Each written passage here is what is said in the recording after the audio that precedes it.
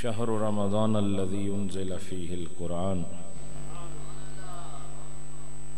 صدق اللہ مولانا العظیم وفی مقام آخر واما بنعمت ربک فحدث صدق اللہ مولانا العظیم۔ درود پاک پڑھ لیجئے۔ الصلاۃ والسلام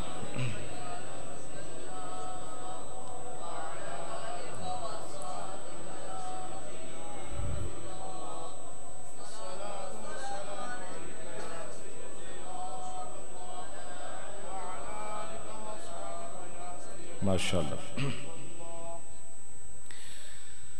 فخر العلماء، استاذ الاساتذہ، خطۂ آزاد کشمیر میں علمی جہان کے شاہ سوار اور پوری اہل سنت والجماعت آزاد جموں کشمیر کی بہار حضرت علامہ مولانا محمد حیات خان صاحب قادری چشتی مد ظلہ العالی،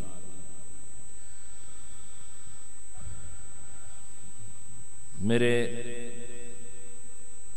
سرپرست عظیم، میرے قائد و رہبر و امام،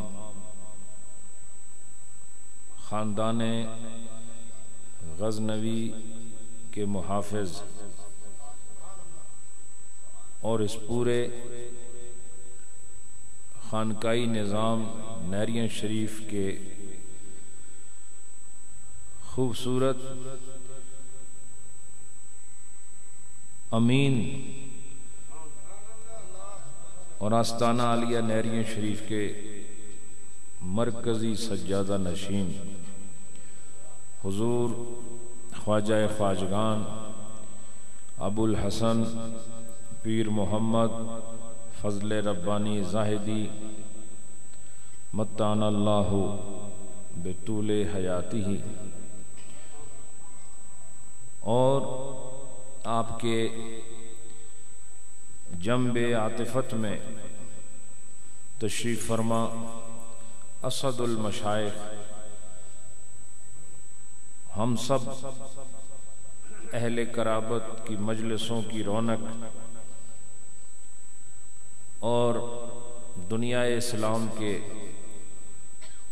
انتہائی خوبصورت خطیب اور سفیر اسلام حضور خواجہ پیر محمد شیر ربانی اسد مد ظلہ العالی و دیگر اہل علم و محبت، صاحبان نسبت، عوام اہل سنت، آج آپ کے اس خوبصورت ماحول میں حاضری کا شرف پانے کے بعد اطمینان محسوس ہو رہا ہے اور یہ خوشی ہو رہی ہے کہ سنیت کا یہ ذوق اور شوق صرف شہروں کی میراث نہیں ہے، بلکہ ان جنگلی اور دور دراز علاقوں میں، یہ جنگلات کے ماحول میں، جنگل کے اس عجیب و غریب نشیب و فراز اور یہاں کے پیچ و خم اور یہاں کی بے ترتیب سڑکیں اور حالات کی دشواریوں کے باوجود یہ محسوس ہو رہا ہے کہ عشق والے علاقے کے ساتھ ان کا تعلق نہیں ہوتا، اللہ جہاں چاہتا ہے اپنے اور اپنے محبوب کی محبت کرنے والوں کو وہاں بھیج دیا کرتا ہے۔ حضرات، وقت مختصر ہے، انشاءاللہ آپ سے گفتگو فرمائیں گے علامہ محمد حیات خان صاحب، جو ہم سب کے لیے فخر ہیں، آستانوں کے لیے بھی فخر ہیں، اہل علم کے لیے بھی فخر ہیں، اور مسجدوں کے ائمہ، منتظمین اور عوام اہل سنت کے لیے فخر ہیں۔ آپ ان کے علم و معرفت سے معمور کلمات سماعت کریں گے، اور ہم بھی یہ ذوق رکھتے ہیں کہ آپ کے خوبصورت ارشادات سے اپنی سماعتوں کو محظوظ کریں۔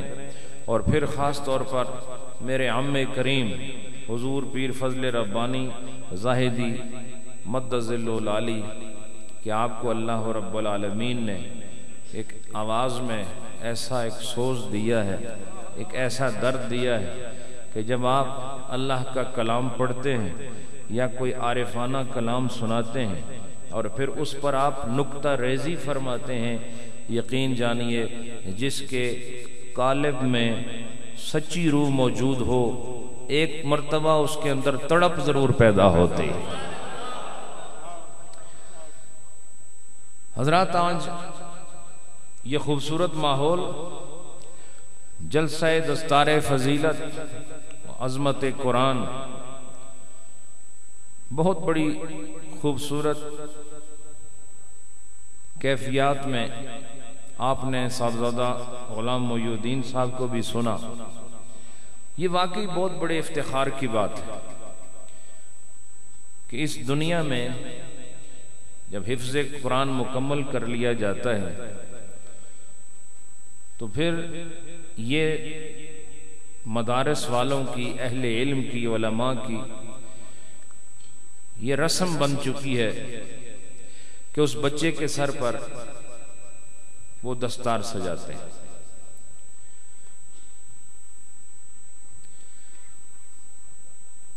اور یہ سر پہ دستار رکھنا کوئی اس بات کی دلیل نہیں ہوتی ہے کہ یہی حافظ ہو گیا ہے، دستاریں سب نے پہنی ہوتی ہیں، اور نہ ہی یہ کوئی امر ہے اللہ اور اللہ کے رسول کی طرف سے کہ اس کے سر پہ کچھ رکھا جائے۔ لیکن اللہ از طریق غیب بندوں کے دلوں میں ان لوگوں کی تکریم جو خدا کے لیے کوئی کام کرتے ہیں ایک ایسا خیال اور ایسا سوچنے کا انداز پیدا فرما دیتا ہے کہ جس کے نتیجے میں پھر لوگ ایک فیصلہ کر کے عزت، وجاہت، کرامت، بزرگی اور شرف کے لیے کوئی سنت پیدا کر لیتے ہیں جسے ہم سنت حسنہ کہتے ہیں، اور اس میں ایک دستار بندی بھی ہے کہ جس نے قرآن حفظ کیا، سب جتنے بھی آپ دیکھیں پچھلے جو پرانے دور میں یہ رواج نہیں ہوتا تھا، لیکن یہ وقت کے ساتھ ساتھ اپنی بساط کے مطابق حافظ قرآن کے سر پر دستار کو سجایا جاتا ہے، امامے کو باندھا جاتا ہے۔ یہ وہ کام ہے جو بندے کے ساتھ خیر کی نیت رکھ کے ادا کرتا ہے اور اپنی عقیدتوں کا اظہار کرتا ہے، اور یہ بندے کی شان ہے کہ وہ اپنی شان کے مطابق، اپنی حیثیت کے مطابق اس حافظ قرآن کو یا عالم دین کو سر پر کپڑے کا ایک ٹکڑا سجا کر اپنی محبت اور موجودہ دور کی رسم کو ادا کرتا ہے، اور سارے لوگ دیکھ لیتے ہیں۔ یہ دستار بندی ہونے کا عمل ہر آدمی کی نظر میں ہوتا ہے، اور ہر آدمی جان لیتا ہے کہ یہ جس کے سر پر کچھ باندھا جا رہا ہے یہ کوئی عام آدمی نہیں ہے، یہ وہ انسان ہے جس نے خدا کا کلام اپنے سینے میں محفوظ کر لیا ہے۔ لیکن یہ تو بندوں کی بساط ہے، یہ بندوں کی بساط ہے اور بندوں کی اپنی قدرت ہے، لیکن جو بندوں کا خالق ہے اور ساری کائنات کا مالک ہے، جس نے ہمیں اور آپ سب کو پیدا کیا، وہ جب عزت عطا فرمائے گا وہ اپنی شان کے مطابق عزت دے گا۔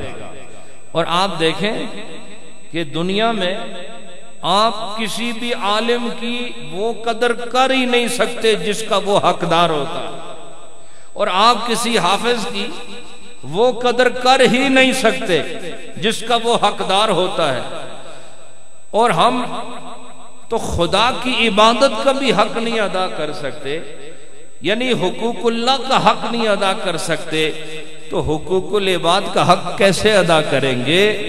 ہم حقوق ادا نہیں کر سکتے، ہم صرف کوشش کرتے ہیں، ہم صرف قدم بڑھاتے ہیں، لیکن پورا حق اگر کوئی ادا کر سکتا ہے تو وہ یا خدا کی ذات ہے یا مصطفیٰ کی ذات ہے۔ یہ پورا حق ادا کرتے ہیں۔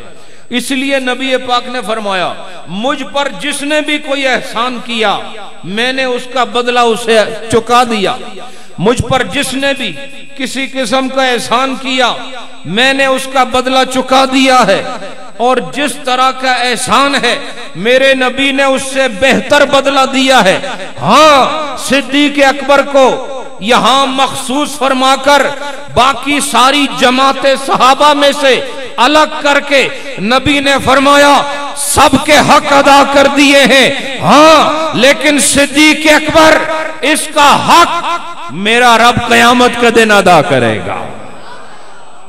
اور اس کا معنی یہ نہیں کہ میرے نبی صدیق اکبر کا حق نہیں ادا کر سکتے، اس کا مطلب یہ نہیں کہ نبی لاکھوں صحابہ کے حقوق ادا کر سکتے ہیں اور احسانات کا بدلہ چکا سکتے ہیں، اور صدیق اکبر کے احسانات کا بدلہ نہیں چکا سکتے۔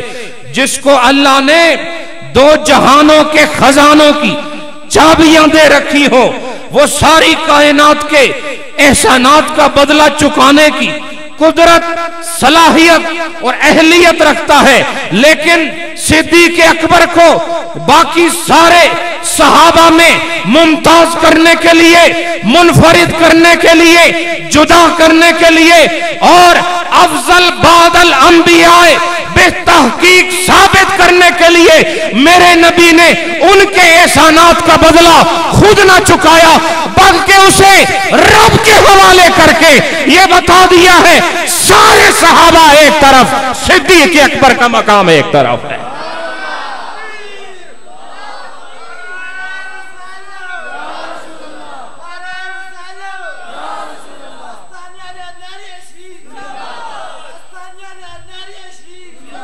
حضرات، اس کا معنی یہ نہیں نبی حق نہیں چکا سکتے، نبی حق جاننے والے ہیں، ساری کائنات کو حقوق سمجھانے والے ہیں۔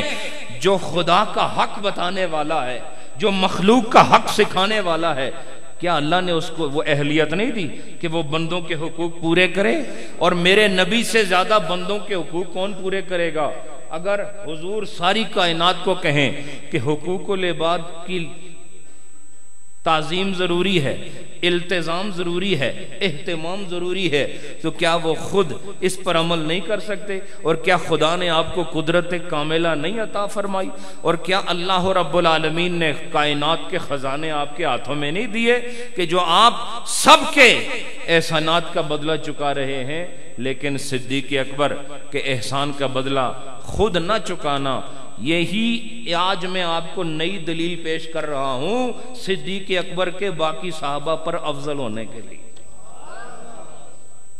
افضلیت صدیق اکبر کے لیے کی خاطر یہ ایک میں آپ کو نیا نقطہ آج پیش کر کے جا رہا ہوں جس سے یہ ثابت ہوتا ہے کہ تمام صحابہ ایک طرف اور قصدن نیتن نبی پاک نے خود وہ کام نہ کیا۔ خود وہ کام کرتے تو پھر یہاں اشتراک آ جاتا، یہاں پر سارے ایک امر میں یکساں ہو جاتے اور احسان کے بدلے چکانے کے حکم میں سب برابر ہو جاتے، لیکن صدیق اکبر کو عام سے خاص کر کے اصول فقہ کے مطابق ہی لے لو، اس ساری عمومیت سے صدیق اکبر کو خصوصیت عطا فرمائی اور آپ کا سارا حساب اللہ کے حوالے کر کے یہ بتا دیا تم سارے صحابہ کو میں نے دے دیا اور صدیق اکبر کو خدا دے گا، لیکن یہ خدا کی طرف صدیق اکبر کو راجع کرنا اور آپ کا حق اللہ کے حوالے کرنا یہ بھی تو میرے نبی کی عطا ہے۔ بولو نا، یہ عطا کس کی ہے؟ یہ عطا بھی میرے نبی کی عطا ہے۔ تو لہذا صدیق اکبر کے احسان کا بدلہ چکا بھی دیا کس طرح کہ ان کے احسانات کا بدلہ خدا کے حوالے کیا، یہ احسان کا بدلہ چکا دیا، اور قیامت کے دن سب کے احسانات کا بدلہ نبی نے زمین پر ادا کیا ہے، لیکن صدیق اکبر کے احسانات کا بدلہ خدا قیامت میں عطا فرمائے گا۔ اس سے آپ کی افضلیت ثابت ہوتی ہے۔ بہرحال میں اس موضوع کو نہیں چھیڑ رہا، یہ بات میں نے کی تھی کہ انسان دوسروں کے حقوق کا ما حق ہو ادا نہیں کر سکتا۔ یہ جو آپ ایک بچے کو سر پہ دستار باندھ دیتے ہیں تو کون سا بڑا تیر مارتے ہیں آپ اس کی محنت دیکھیں، اس کا وہ ہل جل کے، وہ ایک درخت کی طرح جب ہوا چلتی ہے اور وہ ٹہنیاں ہلتی ہیں، ایسے وہ جھوم جھوم کے الحمد سے والناس تک موریں بھی کھاتا ہے، ڈانٹ بھی سنتا ہے، گھر کی جدائیاں بھی برداشت کرتا ہے، بھوک و پیاس بھی دیکھتا ہے، اور مختلف قسم کی مشکلات اور آزمائشوں سے گزر کر وہ الحمد سے والناس تک قرآن یاد کرتا ہے۔ ارے اس کا بدلہ میں اور آپ کیا دیں گے؟ ہم تو خود ایک ایک روٹی کے محتاج ہیں، ہم اس کو کیا بدلہ دیں گے؟ یہ صرف ہم اللہ کی بارگاہ میں ایک اپنی ملتجیانہ کیفیت میں یہ اپنی عرضی پیش کرتے ہیں کہ اللہ ہمارے بس میں یہی تھا کہ ہم اس کے سر پر تیرے نبی کی وہ خوبصورت دستار و امامہ سجا کر اسے باقی مخلوق سے جدا ثابت کرے کہ یہ عام نہیں ہے، خاص ہے۔ کیوں؟ تمہارے سینے میں بس دنیا کی باتیں ہیں، اس کے سینے میں خدا کی باتیں بول رہی ہیں۔ تو بندے نے اپنا حق ادا کیا، لیکن یہ وہ حق نہیں ہے جو اس کا حق بنتا ہے۔ یاد رکھو، اس کا حق کون ادا کرے گا؟ وہ ادا کرے گا جس کا یہ کلام ہے، وہی جانتا ہے میرے کلام کا مقام کیا ہے اور اس سینے کا مقام کیا ہے جس میں اس کا کلام حفاظت پا رہا۔ اس سینے کو آپ نہیں جانتے، نہ میں جانتا ہوں، جس میں قرآن بسا ہوا ہے۔ پھر کیا سمجھتے ہو؟ قرآن کے صرف صیغے یاد کرنا، اس کی آیات، اس کے رکوع، اس کے سپارے اپنے سینے کی زمین پر اس کو محفوظ کر لینا، یہ جہاں بہت بڑے شرف کی بات ہے، بہت بڑی عظمت کی بات ہے، لیکن یاد رکھو اس سے اگلا درجہ ان لوگوں کا ہے جو قرآن عبارت، قرآن کا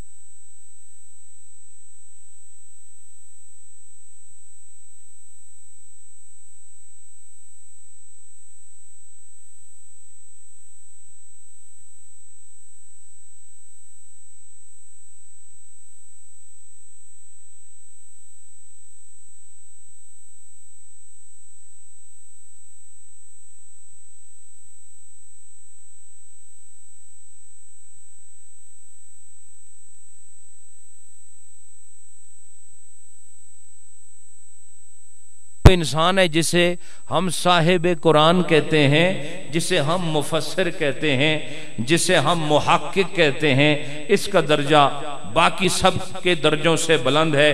پھر مفسرین میں اپنے اپنے درجے ہیں۔ یاد رکھو سب کے دل برابر نہیں، سب کے دماغ برابر نہیں۔ جب یہ دونوں برابر نہیں تو فکر و خیال بھی برابر نہیں، اور جب یہ برابر نہیں تو ان کے نتیجے میں ہونے والی تشریح بھی برابر نہیں۔ لہذا آئیے مفسرین کی ایک لمبی قطار ہے، خدا نے ہر ایک کے دل اور دماغ کو اپنے کلام کے مختلف گوشوں پر روشنی حاصل کرنے کے لیے صلاحیتیں عطا فرمائی۔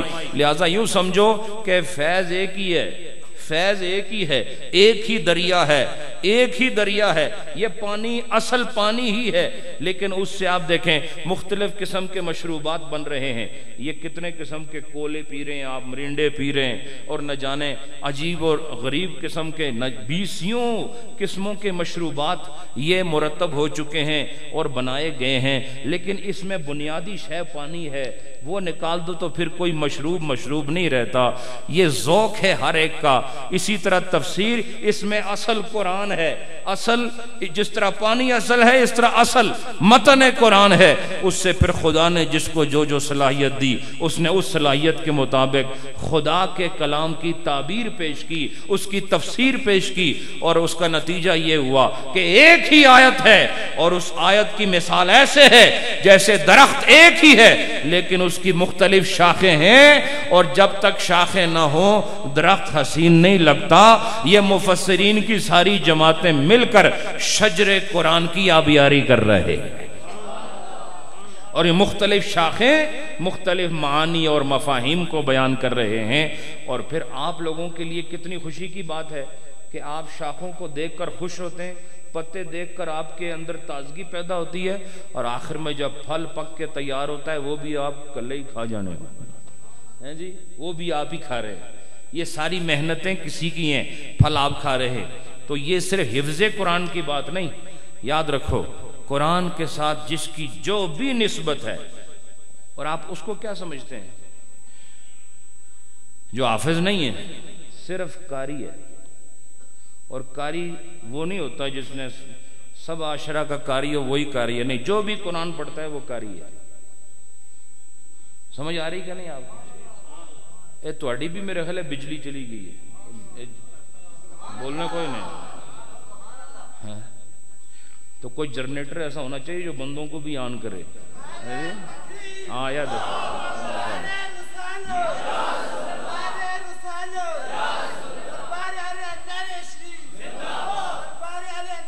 ماشاءاللہ. قرآن کے ساتھ مختلف نسبتیں ہیں.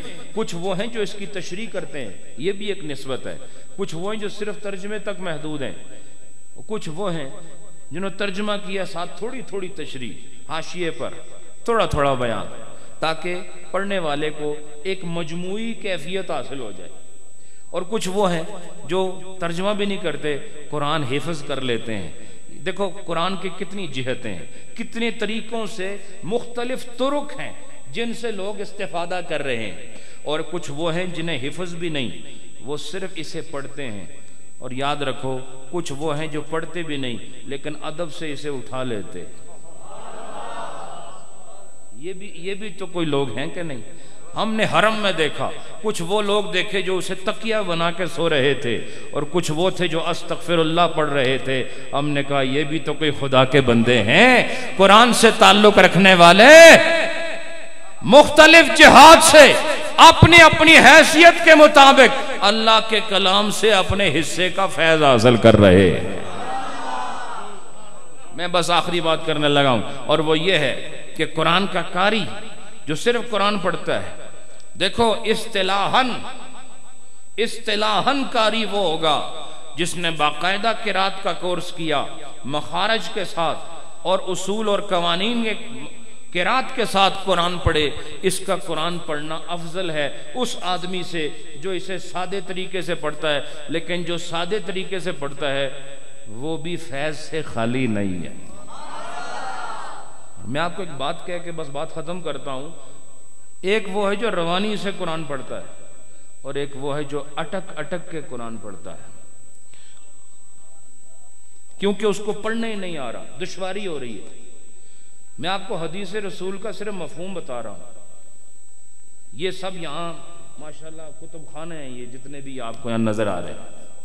اگر میں کوئی بات غلط کروں تو مجھے یہ کہنے کی ضرورت ہی نہیں ہے کہ آپ مجھے روکیں ٹوکیں، یہ بغیر کہنے کے ہی ٹوک دیتے ہیں. وہ جو روانی سے قرآن پڑھتا ہے، میرے نبی نے فرمایا اس کے لیے 1 اجر ہے، اور جو اٹک اٹک کے قرآن پڑھتا ہے اس کے لیے 2 اجر ہیں. تو ہونا تو یہ چاہیے جڑا کم سیدھا کرے اس نہ زیادہ اجر ہونا چاہیے نا، تو جڑا ڈنگا تریڈا کری تے پڑھے اس نہ اجر تھوڑا ہونا چاہیے نا. یہ اصول ہے، بولو نا. یہ قرآن اپنی زبانی اڑکی اڑکی تے پڑھنا، تو دعا دوڑی دوڑی تے پڑھنا، ہاں جی، تو اجر زیادہ کس نہ ہونا چاہیے نا. انصاف کیا آکھنا، امتحان ہویا تھا کڑا نمبر زیادہ کنسی، لہذا دنیا نہ امتحان ہو رہا ہے، اس نے امتحان نے نمبر دینے والے ہو رہے ہیں. لیکن میرا نبی جس لئے امتحان نہ نمبر دے اڑکنے والے کی وہ 2 واری اجر عطا فرمانے. جس کا جو بظاہر اٹک اٹک کے پڑھ رہا ہے اس کو دگنا اجر مل رہا ہے. تو کہا غور کی بات یہ بھی تو دیکھو کہ کس کے لیے اٹک رہا ہے. یہ بھی تو سوچو کہ یہ اٹکنے جہاں اٹکنا ثابت ہو آدمی وہ کام چھوڑ دیتا ہے. کہا یہ مسلسل اٹک رہا ہے لیکن خدا کا کلام پھر بھی پڑھے جا رہا ہے. مصیبت پر مصیبت اور دشواری پر دشواری کے باوجود قرآن کو اپنی نظروں سے ہٹاتا نہیں، تلاوت کو اپنے سے دور کرتا نہیں، اور تکلیف کی حالت میں قرآن پڑھتا ہے، ایک سہولت کی حالت میں قرآن پڑھتا ہے. ان دونوں کی کیفیات کی وجہ سے اجر بھی اختلاف ہو گیا. ایک کا اجر ایک ہے اور دوسرے کا اجر دگنا ہے. اور دگنا اجر کیوں ہے؟ وجہ اس کی نسبت بھی قرآن کے ساتھ ہے. یہ دشواری کی حالت میں قرآن پڑھ رہا ہے. اس سے پتہ چلا یہاں پر اس حدیث سے حضرت رخصت اور عزیمت کی بات بھی ثابت ہوتی. یہ اہل علم حضرات کے لیے عرض کر رہا ہوں کہ وہ جو رخصت اور عزیمت کا معاملہ ہے کہ حضور نے سہولت کے لیے رخصت کے احکام کو ترجیح دی ہے، لیکن اجر کی بلندی کے لیے عزیمت کا راستہ بھی قائم رکھا ہے. سمجھے کہ نہیں آپ؟ عزیمت اور رخصت کا جو ایک خوبصورت ماحول ہے وہ اس حدیث کی روح سے میری نظر میں ایک بہت بڑی دلیل ہے کہ جو عزیمت والے ہیں یہ وہ لوگ ہیں خدا جن کو امتحان کے قابل بنا دیتا ہے. حضرات یہ فخر ہے اس علاقے کے لیے کہ یہاں حفظ کی خوبصورت تعلیم قرآن پاک کے لیے جاری ہے. یہ ہم سب کے لیے افتخار کی بات ہے. میں ممنون احسان ہوں اپنے عم کریم قبلہ پیر محمد فضل ربانی صاحب جو اس وقت میرے والد بھی ہیں، میرے سرپرست بھی ہیں، میرے پیر و مرشد بھی ہیں، سب کچھ ہیں. انہوں نے مجھے حکم دیا کہ تم تقریر کرو، ورنہ ان کی موجودگی میں میرے لیے بولنا یہ کوئی صحیح بات نہیں ہے. اور یہاں بیٹھنا تو قطعاً خلاف ادب ہے، واللہ خلاف ادب ہے. لیکن مسلسل اصرار کے باوجود جب آپ نے فرمایا کہ میں حکم دے رہا ہوں تو میں یہاں ڈنگا جو ہو کے بیٹھے صحیح بیٹھا نہیں ہمیں، تو میں نے اپنا جو فریضہ تھا سر انجام دیا ہے. بس ایک پیغام تھا جو آپ کے دلوں تک پہنچا دیا. اور تقاریر کے اور بہت سارے موقع میں انشاءاللہ علامہ صاحب کی گفتگو بھی سماعت کرنی ہے. یہاں کے جو میں قبلہ پیر محمد فضل ربانی صاحب کے حکم پر یہاں جو مدرسے کی تعمیر کے حوالے سے جو مراحل آ رہے ہیں، مجھے پیر صاحب نے یہ حکم دیا ہے کہ انشاءاللہ اس کی تعمیر میں ہم یہ اعلان نہیں کرتے کہ ہم 20,000 دیتے ہیں 40,000 دیتے ہیں. انشاءاللہ اس کی تعمیر میں ہم حصہ ہمیشہ ڈالتے رہیں گے. یہ پیر صاحب کی طرف سے ہے اور وہی یہ خدمت سر انجام دیں گے. ہم ان کے حکم کے مطابق جس طرح یہ ارشاد فرمائیں گے یہ نظام آگے چلتا جائے گا.